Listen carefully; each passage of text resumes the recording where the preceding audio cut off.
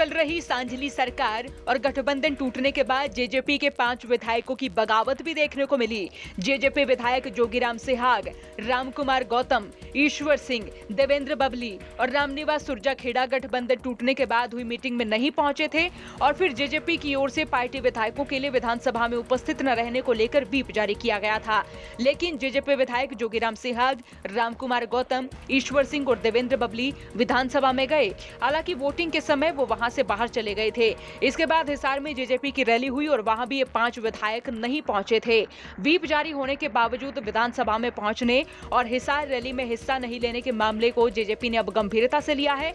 JJP प्रदेश अध्यक्ष सरदार निशान सिंह का कहना है कि पार्टी पहले इन बागी विधायकों को कारण बताओ नोटिस जारी करेगी। अगर ये विधायक जवाब नहीं देते हैं तो बाद में कानूनी राय लेकर विधानसभा के अध्यक्ष को पत्र लिखा जाएगा। आपको बता दें, साल 2019 में इनेलो के 5 बागी विधायकों की सदस्यता रद्द हो गई थी। इनेलो के विधायक होते हुए ये जेजेपी के कार्यक्रमों में शामिल हुए थे और जेजेपी के कार्यक्रमों में शामिल होने पर इनेलो ने स्पीकर से शिकायत की थी। उस शिकायत पर सुनवाई करते हुए तत्कालीन विधानसभा स्पीकर कंवरपाल ने 5 विधायकों की सदस्यता रद्द की थी। इनमें नरवाना से पृथ्वी सिंह नंबरदार, दादरी से राजदीप फोगाट, डबवाली से नैना सिंह चौटाला, उकलाना से अनूप धानक और फिरोजपुर झिरका से नसीम अहमद शामिल थे।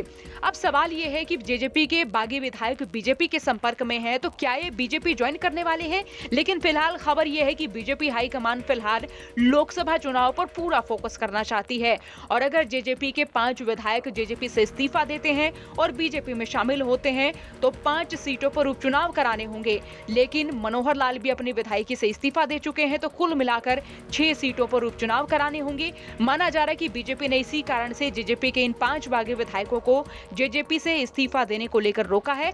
स्थिति तो ऐसी है जिसमें यह माना जा सकता है कि जेजेपी के बागी विधायक लोकसभा चुनाव में बीजेपी को भीतर खाते सपोर्ट करने वाले हैं। तो ये विधायक है जेजेपी के, लेकिन परिस्थिति बता रही है कि ये भीतर खाते सपोर्ट करेंगे बीजेपी को।